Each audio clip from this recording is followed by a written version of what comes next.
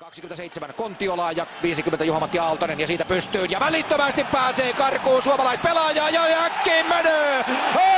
55 sekuntia pelattu, Petri Kontiola karkaa ja lataa Suomen puolivälissä oikeastaan sensaatiomaisesti 1-0 johtoon. Loistava avaus omalta alueelta ja Magnitogorskin keskushyökkääjä spurttaa sitä tsekkipuolustajan välistä niin, että heilahtaa ja yllättää, harhauttaa loistavasti Tomas Vokounin ja iskee turnauksen 3. maalinsa ja Suomi saa aivan superalun tähän otteluun. Aivan upea avaus sieltä Kontiolalle keskelle ja Kontiola noin! Sieltä harhautus ja maalin kattoo niin, että räpsähtää 1-0 Suomelle. Loistava maali Suomelle, avaus 55 sekuntia pelattu ottelun ensimmäistä erää ja Petri Kontiola, joka tänään pelaa 51. maaottelua, tekee turnauksen toimivat. Vielä vajaa 1,5 minuuttia rangaistusta jäljellä. Ja sitten Jaager lähtee itse keskelle vetämään. Sen torjuu Rinne. Kiekko pysyy kuitenkin hyökkäysalueella. Platak poikittais syöttö ja sinne menee. Sinne menee. Jakub Klepis tasoittaa ottelun 1-1. Tätä sitä on kerjätty, kun näitä rangaistuksiakin tässä tulee. Ja nyt sitten Jakub Klepis tällä komean vedon viivalta.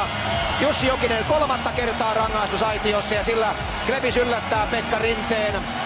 Todella komea veto, joka ei jättänyt mitään mahdollisuuksia Rinteelle. Klepisin 5. tehopinna. 41-12. Ylivoimamaali. Peli on tasan.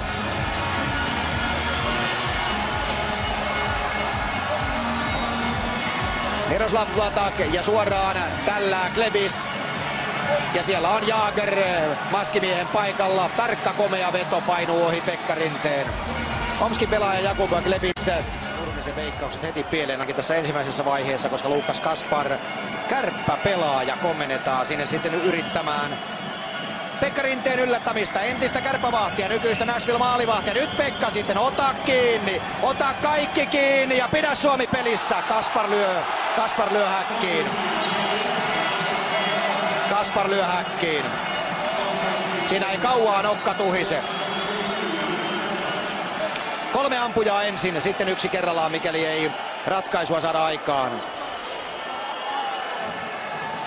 Jarkko Immonen Suomen aloittajana. Jarkko Immonen, mikä on Jarkon ratkaisu? Nyt pitää Jarkko saada kiekko maaliin. Immonen tulee! Ja laittaa Vokounin jalkojen välistä. 1-1. Loistava suoritus Kaasanin pelaajalta. Kylmäpäinen, viileä Vokounin yllättäminen. Hienoa. 1-1. Sitten tulee Jan Marek. Magnitogorskin kova maalipyssy. Viime vuonna 34 täysosumaa ja sitten Marekin. Pekka Rinne näyttää, että ei voi mitään. Ei voi mitään. Marek veivaa. Toinen maali. Tsekki vetää hirmuprosentilla maaleja. Jan Marek. Katsotaan vielä miten se lopulta menee. Sieltä veivaus ja pomppaa Rinteen suojuksesta. Ja totta kai tolpan kautta melkein Jussi Jokinen. Nyt on Jussi sitten paikka näyttää. Mitä se tarkoittaa kun NHL:ssä rankkareita vedetään kovalla prosentilla sisään. Jokinen vastaan Vokoun. Jokinen tulee sieltä. Hakee vetopaikan. Ja Vokoun pelastaa. Vokoun pelastaa ja se tietää sitä, että Pekka Rinteen on otettava seuraava kuti kiinni, muuten tsekki vie tämän ottelun. Ja se tietää Suomelle lähtöä kisoista. Rinteen Pekan on nyt oltava sitten se muuri, jota tässä kaivataan. Ja sieltä tulee sitten tsekkipelaajista. Jakub Klepis tulee. Hänellä on ratkaisuviitta. Pekka Rinne vastaan Jakub Klepis. Torju Pekka! Ja Pekka torjuu!